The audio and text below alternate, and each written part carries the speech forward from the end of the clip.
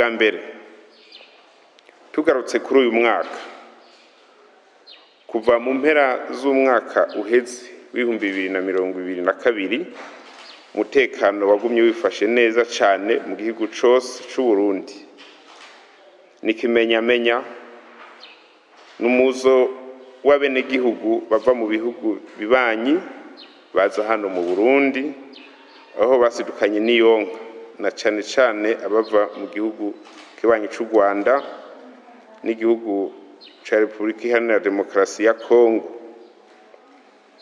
baje guhimbaza imisi mikuru iheraheza umwaka mu Burundi. Tukaributsa ko mu misi iheze abakuru b'ibihugu bigize umuryango w'ibihugu vya Afrika y'ubuseruko EAC baherutse guhurira ngaha mu gihugu cy'u Burundi mu nama y'uwo muryango yabereye ngaha i Bujumbura. Ivyo bikaba ari bimwe mu bimenyetso ntahinyuzwa vyerekana ko u Burundi busigaye ari nyabagendwa.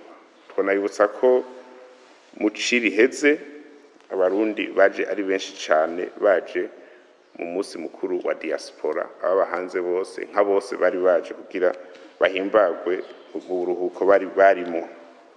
Ubwa kabiri gushika n'ubu hagati kuri uku kwezi kwa ruhuhuma umwaka wa 2023 igihugu kibandanya gitekanye mu mpande zose. Abene gihugu bari ku kivi ku mirimo yabo ya misi yose kandi baguma bahimirizwa n'intwaro kwitabira ibikorwa by'iterambere rusangi ku murindi utari bwaboneke.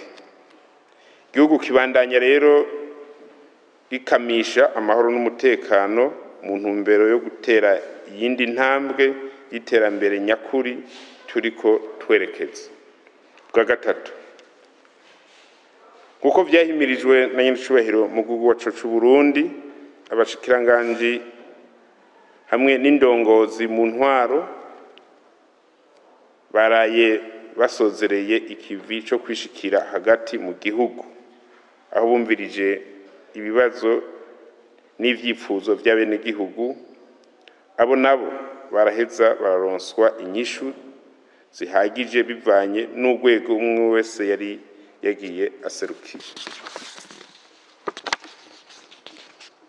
Ubwa kane ivyo vyiza vy'amahoro n'iterambere Burundi burimwo rero harabo bitanezereye namba nibo badatangwa n'ubu kuvuga aya muhe ubona ko ururimi rwabo rubi arukwama bashaka guca ivutu abene gihugu b'u Burundi n'aba mu Burundi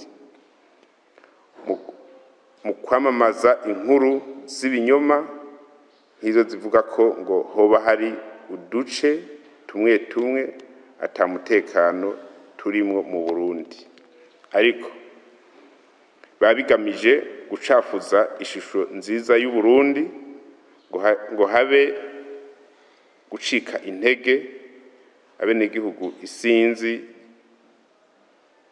eka n'abagendera igihugu c'u Burundi kugira ntihagire usubira kuhaza.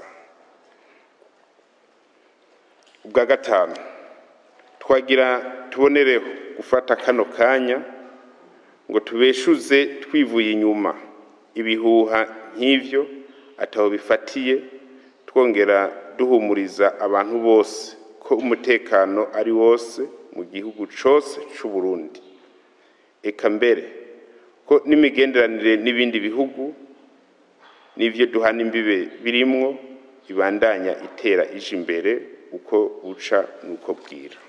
Bwa gatandatu dusubiye rero gukangurira abene gihugu gukora bivuye inyuma bongere babumbatire amahoro n'umutekano bame bitwararikana ntaryo ibikorwa by'iterambere rusangi kandi bame barikanuye birinde ico basamaza birinde ico basubiza mu macakubiri atakindi yazaniye Burundi atari amarira n'amaganya navyo bigaherekezwa n'ubukene bwaciye butera igihugu bigatera n'abenegihugu n'ubu